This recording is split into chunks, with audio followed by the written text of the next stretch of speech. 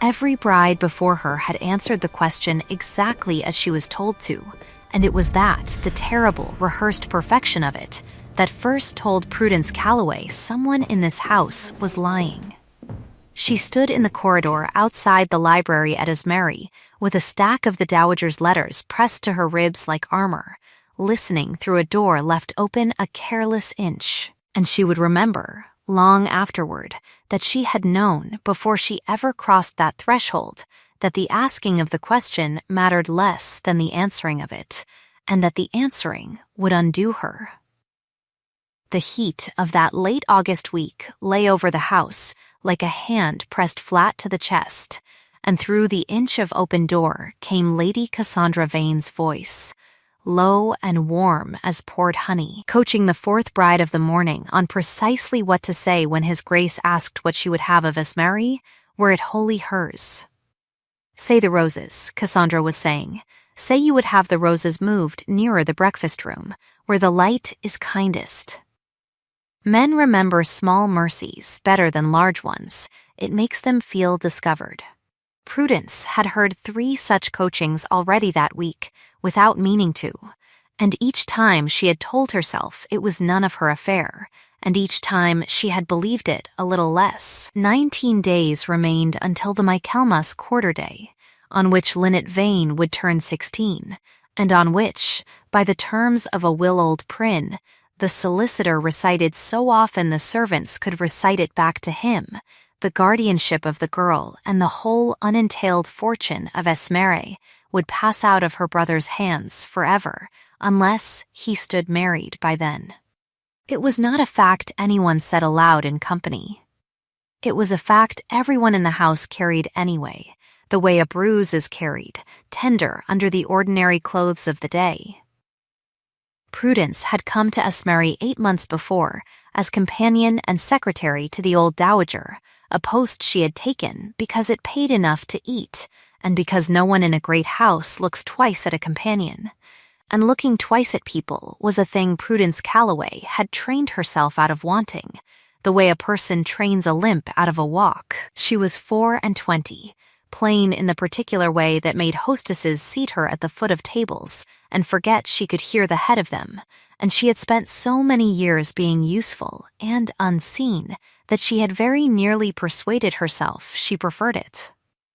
She did not yet know what the next quarter hour would cost her. Had she known, she would have gone in all the same, because that, too, was a thing about her nobody at Esmery had troubled to learn. She went in anyway. A footman found her in the corridor and told her, not unkindly, that His Grace was ready for Miss Calloway now, and there was a small silence in which the footman's eyebrows suggested he had not expected to be saying such a sentence to her at all, since companions were not generally included in the parade of brides the dowager had insisted, over her grandson's mild protest, be widened to include every unmarried female presently residing under his roof, purely, she had said, rapping her cane once upon the floor, to see what the house was made of.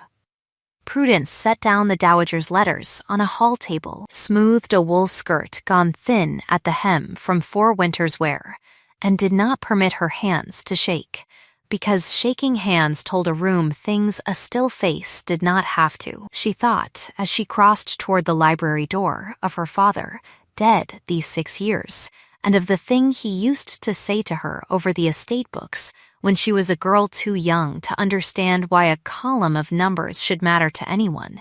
Balance the column before you close the book. He had said it so often it had stopped sounding like instruction and started sounding like a prayer. And she had never once, in all the years since his disgrace and his dying, managed to balance the one column that mattered most, which was the space between what her father had truly done and what the world had decided he had done. She had brought his old account book with her to Esmery in her single trunk, its brown boards cracked at the spine, not because she thought it worth anything to anyone but herself, but because it was the only inheritance a ruined steward had left his daughter, and because some nights the sight of his cramped, careful hand in the margins was the nearest thing to his voice she had left. She did not know yet that the book was about to become the single most important object in the county. She only knew that Lady Cassandra Vane, watching her go in from the far end of the corridor with her gloved hands folded and her face composed into its habitual gentle interest, had gone very still, the way a bird goes still when a hawk's shadow crosses the grass, and that stillness, more than anything said through the library door, was what told Prudence to be careful. Every bride before her had answered the Duke's question exactly as she had been coached, and every answer had made him look, Prudence thought, a little more tired. She meant to do something different, though she did not yet know what. The library at Esmeralda smelled of leather and cold ash, and the particular dust of books no one read anymore, and the Duke of Esmeralda stood at the window with his back half to the door when she entered, which she took, at first, for discourtesy, and then understood, watching the set of his shoulders, for a man bracing himself against a question he had already asked 11 times that week and would have to ask a dozen more before it was done. Alaric Vane was a large man in the way that made rooms feel smaller without his trying, dark-haired, weathered brown across the backs of hands no duke's hands had any business being, since he rode his own boundaries and mucked his own worst ditches when the tenants needed an extra back. And he turned from the window when the door closed and looked at her with the flat, courteous exhaustion of a man counting down the minutes of an obligation. The Dowager Editha sat in the window seat with her cane across her knees, ostensibly chaperoning, in practice watching the pair of them with the frank, unhidden interest of a woman who had buried a husband and outlived her own patience for pretense. "Sit, if you like," Alaric said. "Miss Calloway." He said her name as if reading it off a list, which it was. "I understand you are companion to my grandmother, and not, properly speaking, one of the candidates the assembly was arranged for." "I am aware, Your Grace," Prudence said. Her ladyship insisted. "I did not." "Well," said the Dowager, from the window seat, without looking up from her needlework, "someone in this house ought to say something true before luncheon, and it plainly was not going to be anyone I invited on purpose." Alaric's mouth moved, not quite a smile, quickly suppressed, and he asked her the question anyway, because the question, Prudence understood, was less a courtship than a ritual he had promised himself he would perform honestly however little he believed in it. "What would you have of Esmeralda, Miss Calloway," he said, "were it wholly yours to shape?" Every answer that morning, she knew, had been some version of jewels or precedence or the London season, dressed prettily in modesty's clothing, and she felt the coached answer she did not have hover uselessly somewhere behind her teeth, because no one had thought to coach her, and she found she did not want one. "I could tell you the roses ought to be moved nearer the breakfast room," she said. "Someone has already told 3 ladies to say exactly that this morning, and I expect she will tell the 4th as well." Alaric's eyes came up sharply at that, and the Dowager's needle stopped. "But you did not ask me what I would have of Esmeralda to make me love it better," Prudence went on, before she could think better of it. "You asked what I would have of it, full stop, as though the house were a thing to be got rather than a thing to be carried. So I find I do not have an answer to your question, Your Grace. I find I have one for you instead." He waited. She let the silence hold a beat longer than was comfortable, because comfort, her father had taught her without meaning to, was rarely where the truth lived. "What would you keep of Esmeralda," she said, "if none of it were required of you? Not the house, not the name, not the dukedom, nor the tenants, nor the 16 days remaining on your clock, whatever it is, for I have heard enough of this house's whispering to know there is a clock, and not what it counts. If tomorrow none of it were owed to anyone, what would you keep?" The silence that followed was not the silence of a man affronted. It was the silence of a man who has been asked, for the first time in a very long while, a question with no correct answer written down anywhere for him to find, and Prudence watched something in his face go still and unguarded for exactly as long as it took him to remember he was being watched. And then, close again, gently, like a hand closing around something it did not want taken. "I do not know," he said finally, and it did not sound like an evasion. It sounded like a confession. "I have never once been asked what I would keep. I have only ever been told what I must."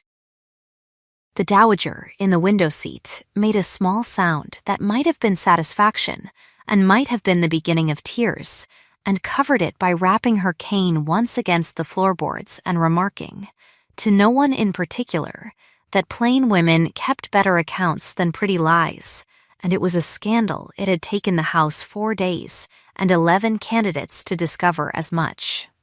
Prudence rose, curtsied, and left before the silence could ask anything further of either of them, and it was only in the corridor, her back against the cool paneling, her heart going harder than the exchange should have earned, that she let herself feel the shape of what she had just done, which was to ask a duke a question no one had thought to ask him in perhaps 10 years, and to watch it land somewhere she had not intended to reach. She did not yet know that Cassandra Vane had been standing at the far end of that same corridor throughout, near enough to hear every word through the library's second door, which no one but the housekeeper and Cassandra herself remembered led anywhere at all. Cassandra found her within the hour, in the still room where Prudence had gone to sort the dowager's correspondence into the neat, orderly piles that were the only part of her day entirely her own, and she came in on a waft of orange flower water with her gloves already half off, smoothing each finger free with the unhurried thoroughness of a woman who did nothing by accident.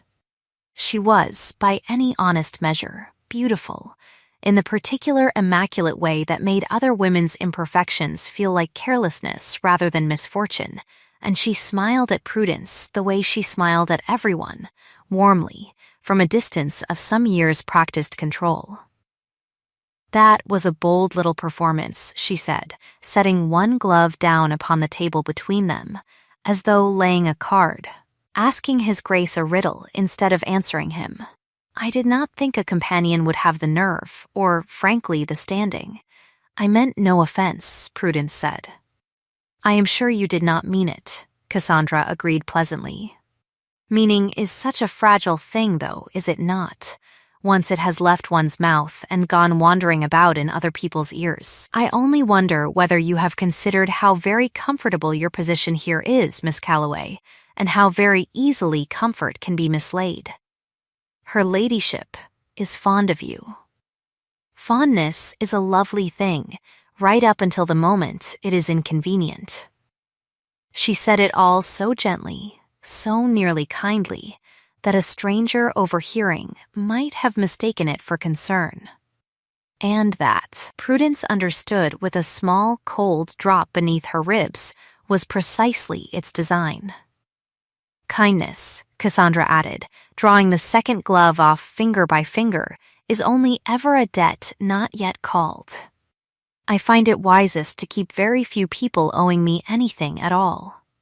She left the still room without waiting for a reply, and Prudence stood a long moment with a letter half folded in her hands, watching the door where the scent of orange flower still hung, and thought that she had just been threatened so softly she would have missed it entirely a year ago, before Esmeré had taught her to listen for the second meaning under every gentle sentence in this house.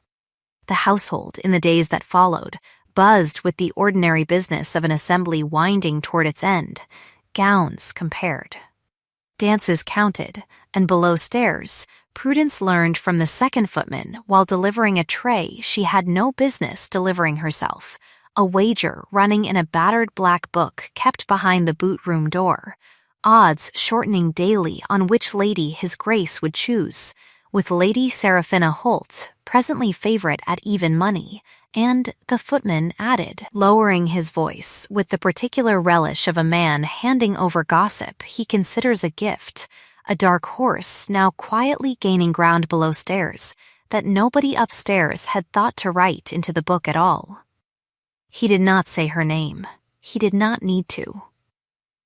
2 days after the interview, sorting a fortnight of estate correspondence the Dowager had asked her to file, Prudence's eye caught on an entry in the household ledger lying open on the estate office desk, where Prynne the solicitor had left it that morning for the Dowager's inspection.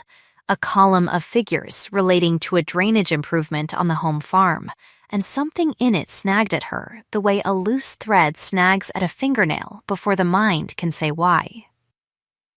She looked closer. The entry was dated a Sunday. Esmere, in 6 years of her father's keeping and, she would have wagered her whole inheritance, in every year since, had never once conducted estate business on a Sunday. Old Thomas Calloway had held it a point of near religious pride, and habits like that, she knew from long experience with ledgers, outlived the men who set them. Because the clerks who came after simply went on doing as they had been trained. A Sunday entry meant either an error or a page filled in later by a hand that did not know or did not care what day the true business had actually been done.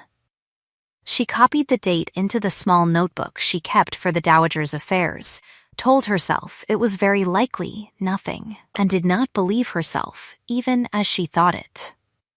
She was learning, without quite naming the lesson to herself, that in this house the smallest wrong figure in the smallest column was very rarely alone. It was the estate office, 3 nights later, long past the hour, when a companion had any business being anywhere but her own narrow bed, that gave her the second clue, and, though she did not know it yet, the beginning of everything else besides. She had gone down for a book left behind, and found the door ajar and a single candle burning.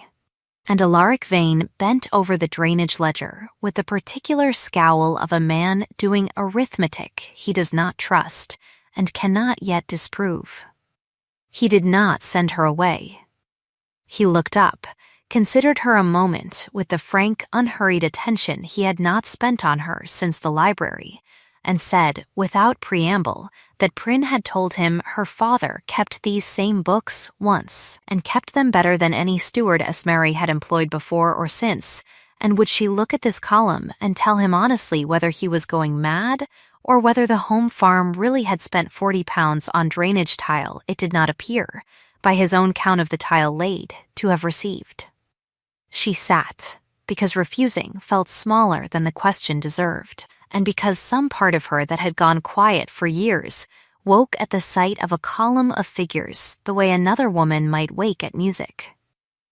They worked an hour by one candle, heads bent near enough that she could smell leather and horse and cold night air on him even indoors, and she found the second Sunday entry within the half hour, and a third within the hour after, all 3 in a hand that mimicked the clerk's ordinary hand closely enough to pass a careless eye, and not closely enough to pass hers. My father used to say a forger always forgets that ink dries differently in different weathers, she told him, and showed him where the ink of the false entries sat grayer and flatter on the page than the true ones around it, laid down, she guessed, indoors and in haste, rather than at the desk where the honest columns had been written across an ordinary working week. Alaric sat back and looked at her for a long moment with an expression she could not read, and then, unexpectedly, he laughed, a short, startled sound, entirely unguarded, gone almost before it arrived, as though his own body had surprised him with it. "I do not think I have laughed in this room since my father died in it," he said, and did not seem to know what to do with the admission once it was out, so he covered it by asking whether her father had taught her all this. She told him, carefully, in the compressed and guarded way she had learned to tell it, that her father had been steward here once. Dismissed some years past over an accounting discrepancy nobody had ever fully explained to her, and that he had died within the 12-month of a broken heart she had never been able to prove was innocent of the charge, though she had spent every year since believing it was. "I have his old book still," she said. "His own private accounts kept alongside the estate's. I do not know why I kept it, except that it was his hand, and I did not want to lose the last of his hand." She did not tell him the rest, that some nights she still opened the little brown book and ran her finger down the columns as if the numbers themselves might one day rearrange into an answer, and Alaric did not ask her to.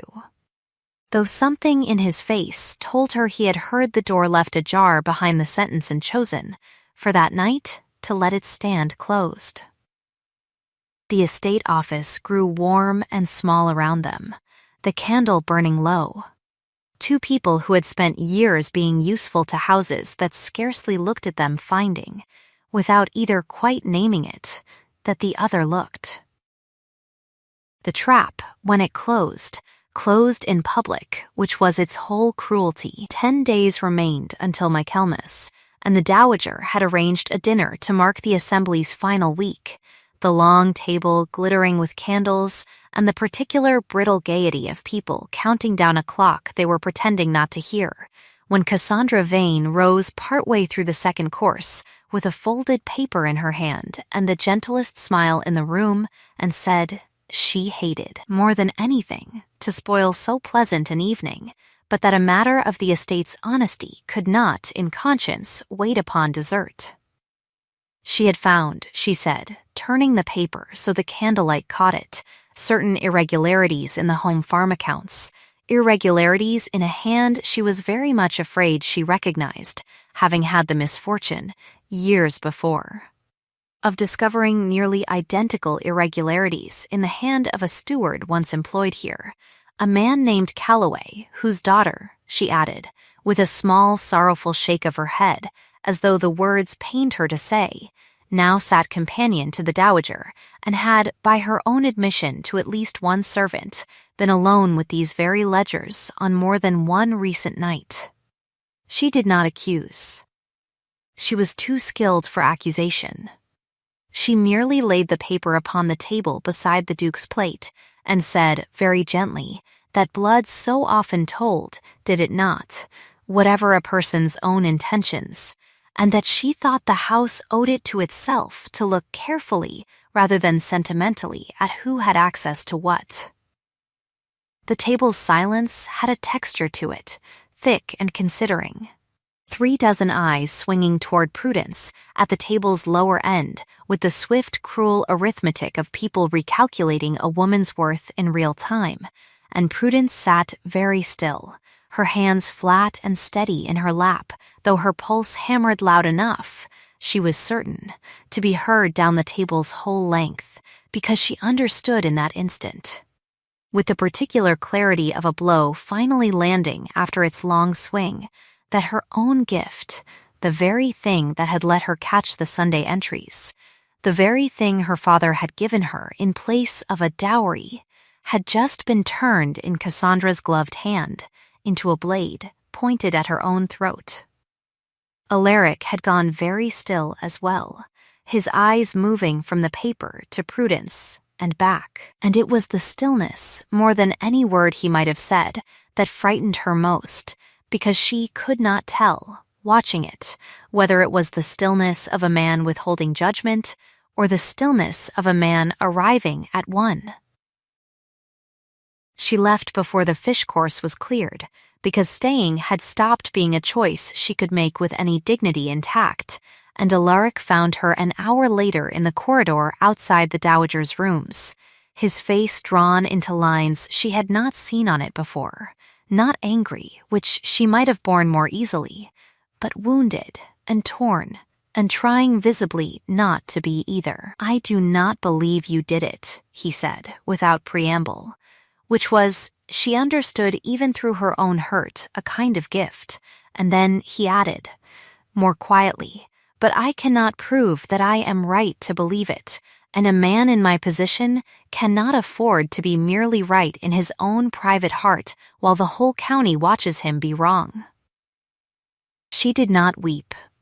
Anger would have been easier, and this was not anger.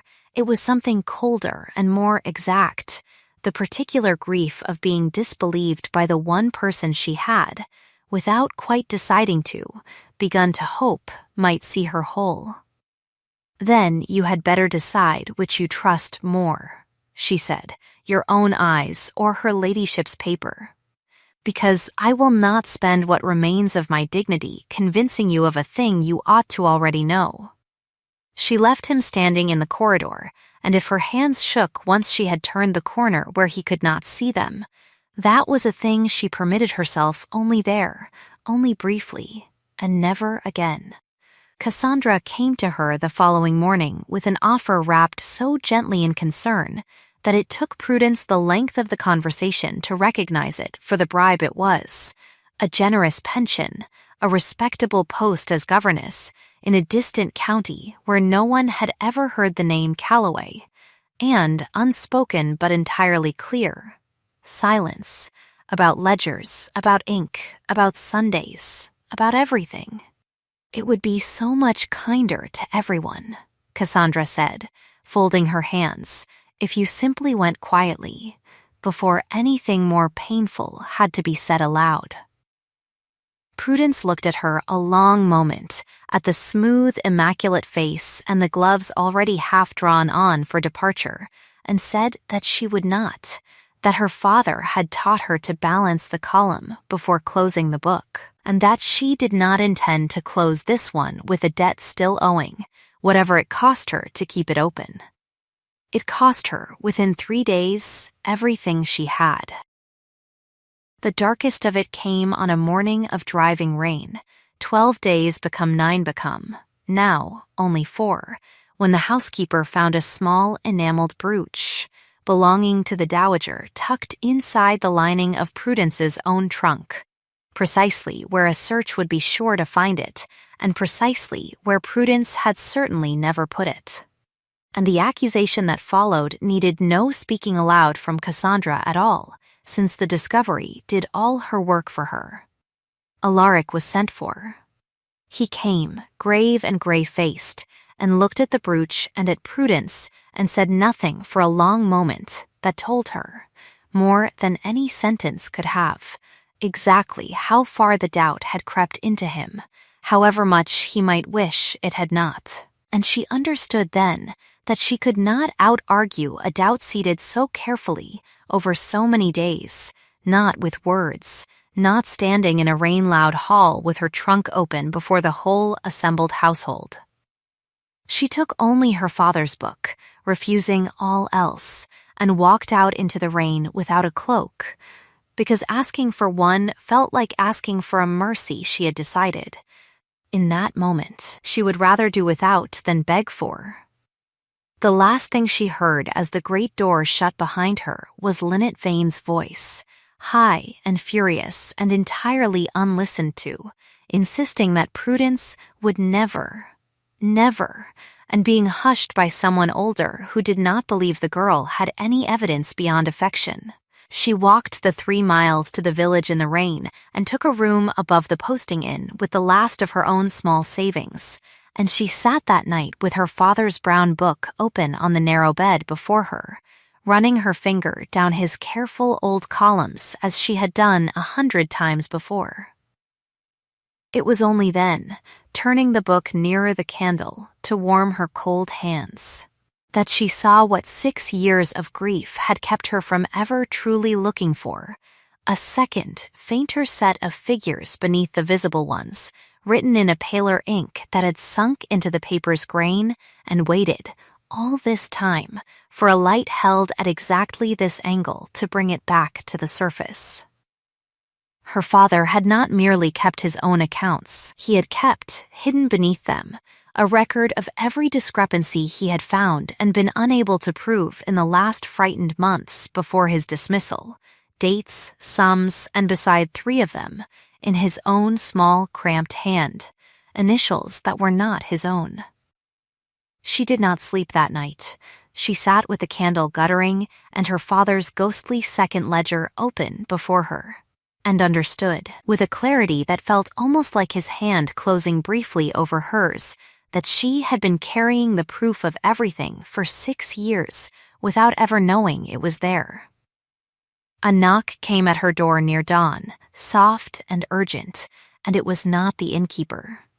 It was Lynette Vane, wet through and half laughing with the daring of what she had done, come on foot and alone to say that the Dowager had sent her, that the Dowager had something to show her, and that there was no more time left to waste being proud in a rented room above an inn.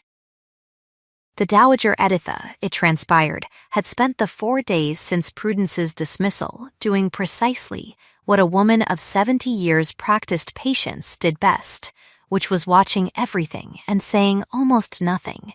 And it was she who had noticed, on the evening of the Brooks' discovery, that the grate in Cassandra's private sitting room held the ashes of a great many burned letters, and one, tucked beneath the fender where a hurried hand had missed it, only half consumed. She had not touched it that night for fear of being seen, but had sent her own maid, sworn to silence on threat of the Dowager's considerable displeasure, to retrieve it at first light the following morning while Cassandra breakfasted, and had kept it since inside her workbox beneath a half-finished piece of needlework no one in the house would ever think to disturb. "Sit down, child," she said, when Prudence and Lynette arrived before her, soaked and trembling in equal measure, "and do not thank me until you have seen whether what I have is worth thanking me for." She drew the scorched half-sheet from the workbox and smoothed it on her knee, and Prudence, leaning close, recognized the hand at once, gentle and looping and immaculate even in haste, Cassandra's own. The visible portion reading, "Only tell S." "The figure must stand, as before I will not have it questioned a second time, destroy this after. The rest eaten by fire, but enough, more than enough, when laid beside a father's hidden ledger and a clerk's frightened conscience, to begin unmaking a lie 6 years in the building." The Dowager sent for Prynne that same morning. And Prynne, once he had seen both papers laid side by side upon the Dowager's own writing table, went very pale and very quiet, and said that this changed matters considerably, and that it had better be laid before witnesses properly, and soon, since the quarter day was now only 3 days off and a great deal hung, in every sense, upon what was proven before it arrived. Word went below stairs before it went above, as word in a great house always does, and it was the second footman, breathless with the scale of what he was risking, who came to tell Prudence, hidden now in the Dowager's own rooms, that Mr. Sims the clerk had not slept in 2 nights, and had been seen twice, standing outside the estate office in the small hours, as though the room itself might absolve him if he only stood near it long enough. Cassandra, for her part, had grown watchful in a way the household noted without quite naming, smoothing her gloves finger by finger in company now, with a frequency that had become, among the maids, its own small quiet joke, though no one yet understood it for what the Dowager already suspected it to be, which was not vanity at all, but fear finally beginning to show through 30 years of practiced calm. Prudence spent that last night before Michaelmas Eve at a small writing desk in the Dowager's sitting room, her father's book open before her, copying out every doubled entry in a clean, careful hand of her own, so that no one, not even the most skeptical magistrate in the shire, could mistake the pattern for coincidence, and it was past midnight when she set down her pen and allowed herself, for the first time in 4 days, to cry. Not from grief now, but from something nearer relief. The particular ache of a debt 6 years unpaid coming, at last, within reach of its reckoning. They gathered in the long gallery on Michaelmas Eve, at the Dowager's summons and under the studied pretext of an early birthday supper for Lynette, though everyone who entered understood within a minute of crossing the threshold that no one present intended to discuss cake. Alaric stood near the cold hearth with Prynne beside him, and a face that had not slept properly in days, and Cassandra came in last, immaculate as ever in pale gray silk, and took a seat near the window with the composed, faintly amused patience of a woman confident the evening could hold nothing she had not already survived a dozen times before. Prudence stood, and it was the standing itself, after 4 days of being made to feel she had no right to occupy a room, that steadied her more than anything she might have said. "I have something to lay before you, Your Grace," she said, and her voice did not shake, though her hands, out of long habit, kept themselves very still to be certain it would not. She set her father's book upon the long table, open to the page of doubled ink, and beside it the dowager set the scorched half-letter. And Prynne, called forward as the room's neutral instrument, read both aloud in the flat, careful voice of a man determined to let the paper speak rather than his own opinion of it. The room was very quiet while he read. Cassandra's face did not move, which was, Prudence understood now, its own kind of answer, since an innocent woman surprised by such an accusation would surely have moved. It was Sims, summoned from below stairs and standing white-faced near the door, who broke first, and it took only one question, put to him gently by the dowager, who taught your hand to copy a Sunday date, Mr. Sims, for the man to sit down heavily upon the nearest chair and begin, in a low, unraveling voice, to tell the room everything, how Lady Cassandra had come to him 3 years before, kindly at first, then less kindly, with figures to alter and a wage to sweeten the altering, how the trust accounts meant for Lynette's portion had been drawn down slowly, carefully, never enough at once to be noticed, and set instead against debts of Lady Cassandra's own that no one in the house had ever been permitted to see, and how, 6 years before that, a steward named Calloway had come too near the truth of an earlier and smaller version of the same theft, and been made, with a forged page and a well-placed word, to carry the blame himself. Cassandra rose then, and for a moment the old composure held, magnificent even in its collapse, and she said, quite calmly, that servants would say anything under enough pressure, that this was a conspiracy of a dismissed companion and a doting grandmother against a woman who had managed this house faithfully for 6 years, while its master rode about his ditches. It was only when Prynne laid the half-burnt letter directly before her, her own hand undeniable even in ash, that something in her face at last gave way, not to anger, but to something Prudence had not expected and found, to her own surprise, she could not entirely refuse pity to, a bare, unguarded fear, the fear of a woman who had spent 30 years being the poor relation, kept just barely inside the circle of a great family's grace, who had watched every door open a fraction less widely for her than for others, and who had, somewhere in that long, slow accumulation of small humiliations, decided that security taken was safer than security hoped for. "I only ever wanted not to be sent away again," she said, very quietly, to no one in the room in particular, smoothing her gloves finger by finger, though her hands had nowhere left to hide. And it was the truest and smallest thing anyone had heard her say in the whole evening. Alaric, when he spoke at last, did not raise his voice, because he had never needed to. "There will be no magistrate," he said, "and no scandal carried into the Shire for Lynette to inherit alongside her fortune. You will remove to the dower cottage at Esk with an allowance sufficient to live quietly, and you will not return to Esmery. And you will consider, cousin, that this mercy is extended for my sister's peace, and not for any pardon of what you did to her, or to a good man's memory."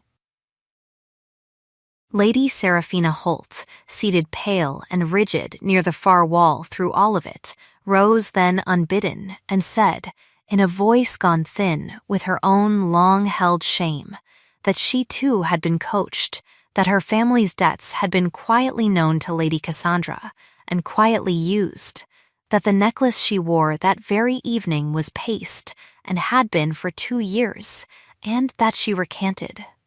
Freely and before them all, every rehearsed word she had ever spoken in that library, because she found she would rather be honestly poor before this room than comfortably married on the strength of someone else's ruin. It was 3 days later, in the same library where the whole business had begun, that Alaric found Prudence at the window with the last of the harvest light coming gold across the floor. And he did not ask her the Duke's question this time, because there was no assembly left to require it, and no coached bride left to answer it falsely. Instead, he stood beside her a long moment, turning the signet ring on his finger the way she had noticed he did when a thing mattered more than his face let show, and said that he had spent 9 days learning what he would keep, if none of it were required of him, and that the answer, when it finally came, had turned out to have nothing to do with the house at all. "You are the first person who ever asked me that question," he said. "I find I do not want to go on being a man no one asks. Marry me, Prudence, not because Michaelmas is 2 days off, and not because it would look well settled before the county, but because you asked me a truer question than anyone in 20 years has troubled to ask, and because I find I would like to spend the rest of my life answering it. It is the only reason I will take, if you will have me." She looked at him a long moment, and found that the answer, unlike every column she had ever balanced, required no working out at all.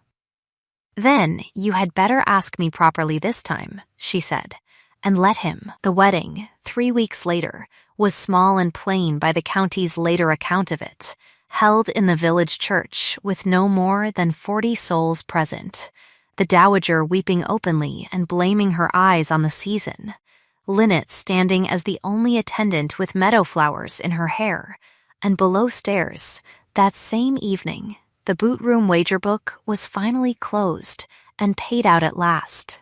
The second footman 2 shillings the richer for having quietly moved his own money onto the dark horse a full week before anyone upstairs had thought to notice her at all. Mr. Sims, whose testimony had been given freely and in time, was kept on at the estate office under Prynne's closer eye, and within the year was said to sleep a great deal better than he had in longer than anyone could remember. Lady Seraphina Holt, freed of both her debts and her disguise, married the following spring a plain, steady sea captain who had never once cared what her necklace was made of, and wrote to Lynette twice a year in a hand grown noticeably lighter with the writing. Cassandra Vane lived out her years at the cottage at Esk in a quiet no one troubled to disturb, and it was the dowager, of all people, who sent her a basket at Christmas each year without ever quite explaining why, remarking only, when asked, that mercy owed no one an explanation for the size of its portions.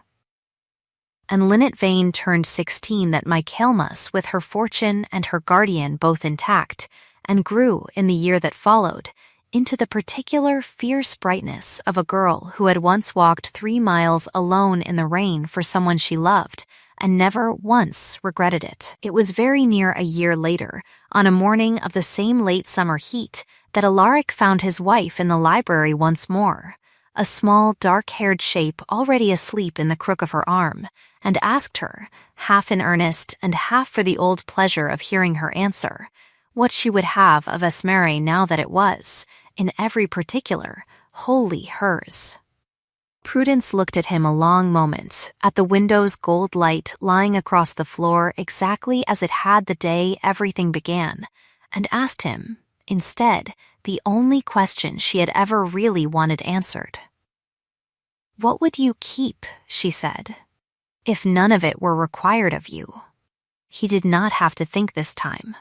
"Only this," he said, and did not need to say anything more. And somewhere beyond the glass, a robin that had nested in the same hedge 2 summers running went on with its small, unbothered singing, entirely indifferent to how much had been won in the room behind it. If this story warmed you, if you have ever been the plain one at the foot of the table, Certain no one was troubling to look twice. I hope you heard, somewhere in it, that someone always is. Come sit by the fire a while longer, if you'd like. There is a kettle on and a chair kept for you. Tell me in the comments which line stayed with you longest, or what you would have asked him, if the question had been put to you instead. And if you would like to keep a place here for the next story, stay a while and subscribe so the lamp is lit when you come looking for it again. Sleep well tonight, and be gentle as you can, with the ones who never once got asked what they would keep.